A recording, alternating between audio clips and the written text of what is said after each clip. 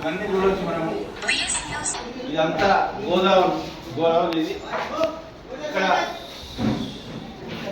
But uniforms Narayana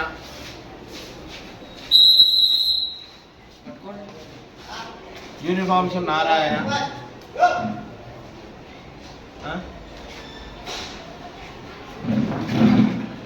ఇవన్నీ వాళ్ళ లోపల అడుగుతున్న ప్రిన్సిపాల్ గారు మేము ఎలాంటి యూనిఫామ్స్ కానీ పుస్తకాలు అమ్మట్లేదు అంటున్నారు. సార్ మీరు చూసారు కదా, మీ పేరండి?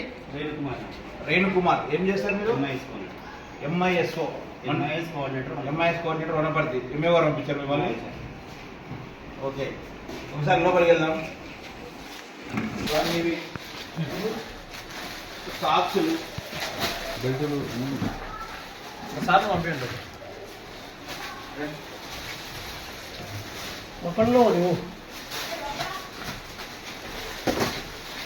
ఏదో బెల్టులు, టీషర్ట్లు, సాక్సులు ఇంత అమ్ముతున్నారు. దీనిపైన పక్కనే స్కూల్ పక్కన మళ్ళీ గోదాంలో పుస్తకాలు ఉన్నాయి. మా టీం మెంబర్స్ వెళ్ళి పేరెంట్లకు వెళ్తే చూపించిండ్రు వాళ్ళు.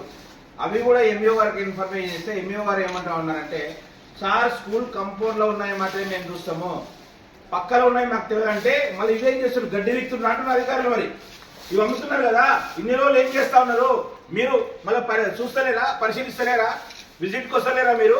పక్కన ఉన్నాయో మాకు సంబంధం లేదంటారు, ఇక్కడ ఉన్నాయో మళ్ళీ చూస్తే మళ్ళీ ఇప్పటికి గంట సేపు అయింది మేము రాబట్టి. గంట తర్వాత డిఓ గారు ఎంఈఓ గారు కంటే వాళ్ళ కంపెనీకి ఇంత టైం పట్టింది అంతే. ఇవంతా కూడా డిఓ ఆఫీసు లాలుచి పడే డబ్బులు తీసుకునే కార్పొరేట్ ద్వారా విద్యా వ్యవస్థను నాశనం చేస్తా ఉన్నారు. ఒక డిఓ జిల్లాలో